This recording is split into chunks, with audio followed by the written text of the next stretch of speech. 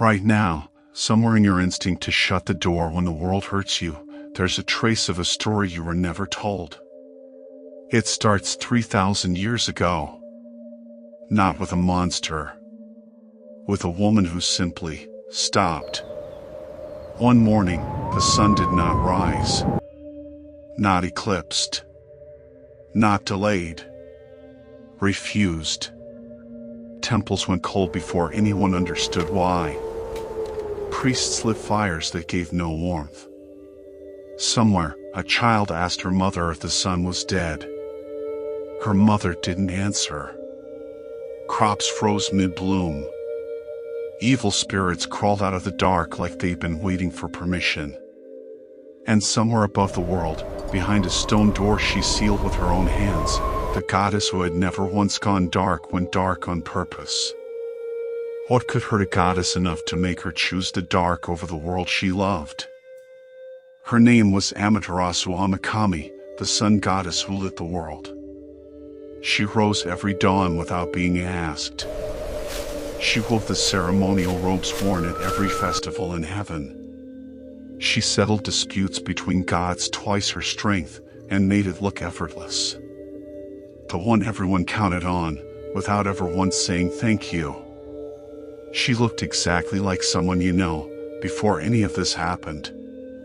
Except she was already carrying something the others weren't, a brother who couldn't stop breaking things. His name was Susanoo, the storm god who could not be tamed. He wasn't evil. He was furious. Their mother, Izanami, had died giving birth to the god of fire, and Susanoo grew up watched too closely by a father who flinched every time thunder cracked.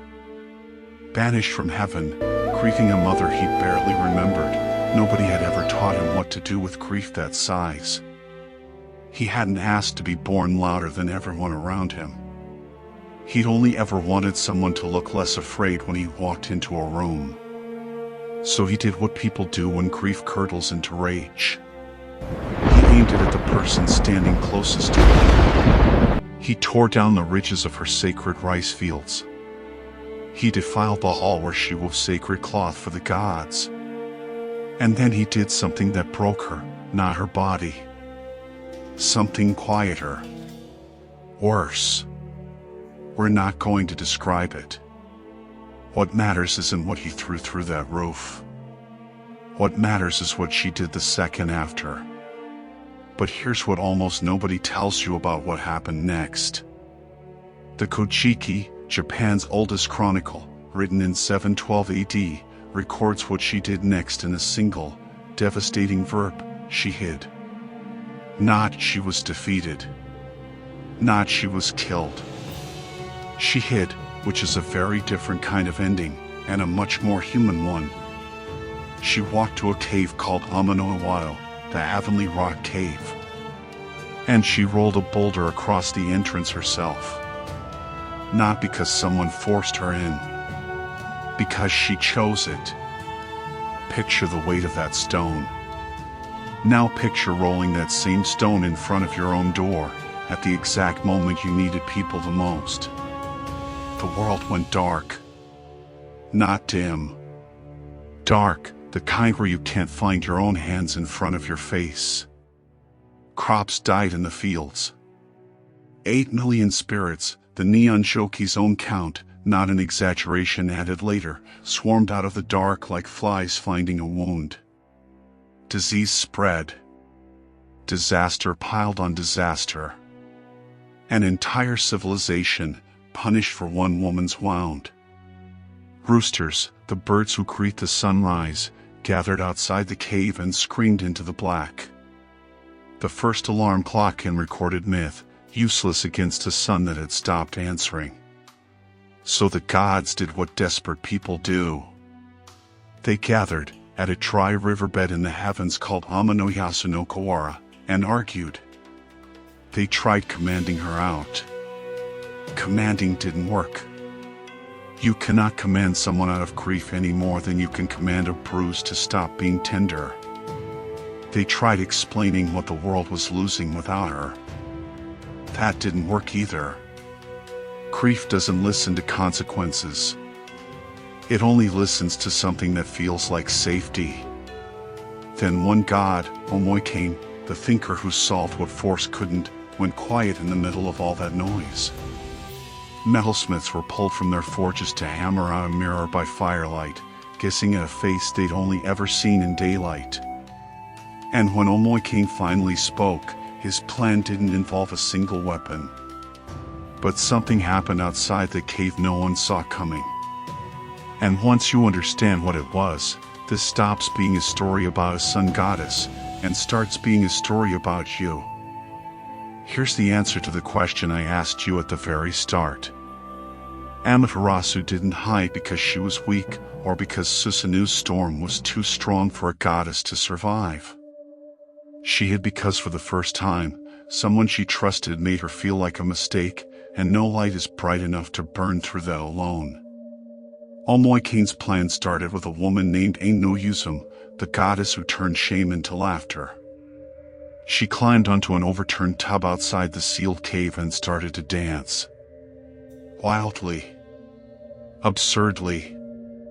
Half undressed, stomping the wood until it boomed like a drum. She wasn't dancing to entertain anyone. She danced like something had cracked open inside her too, unhinged, unashamed, daring the dark itself to laugh back.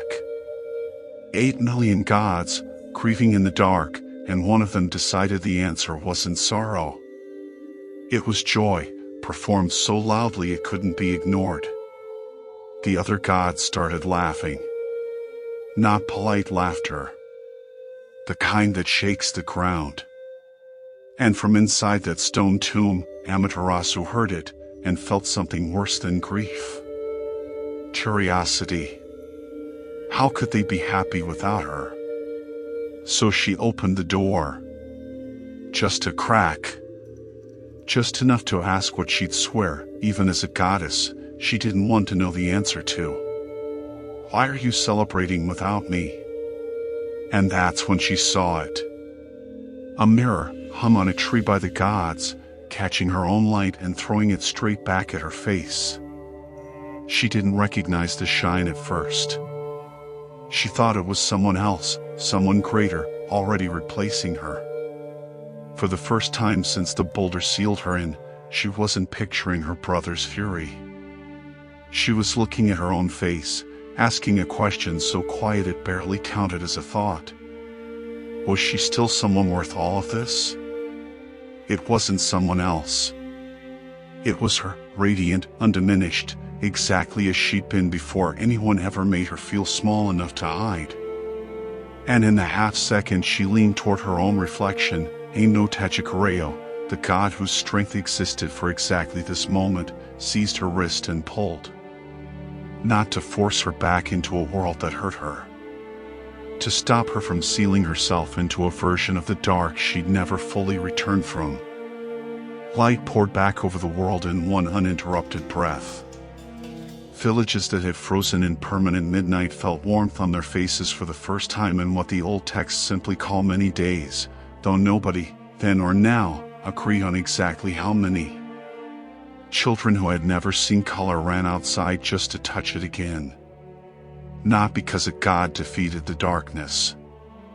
Because a room full of grieving people decided her absence deserved noise, not silence. Amaterasu's curse never really ended. It just changed shape, into every door someone has ever sealed after being hurt by the person closest to them, waiting, without admitting it, for someone outside to prove the world is still worth opening the door for. That's not metaphor. That's the myth, still running in you, every time you go quiet and swear you don't care whether anyone notices. So the next time you catch yourself wanting to disappear after someone you love breaks something in you, remember this isn't weakness. It's older than your grief. It's older than language.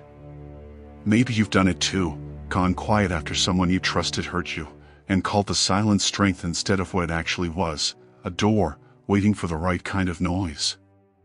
The rock cave myth didn't just punish Amaterasu. It marked every person who's ever gone silent after being hurt by someone they trusted, waiting for a sound worth opening the door for. But Amaterasu wasn't the only one changed behind that cave door. Susanoo, the brother who broke her, didn't disappear when the light came back. He was cast out of heaven for it, sent down to a world he didn't recognize, where something far worse than a storm god was already waiting in the dark to test him.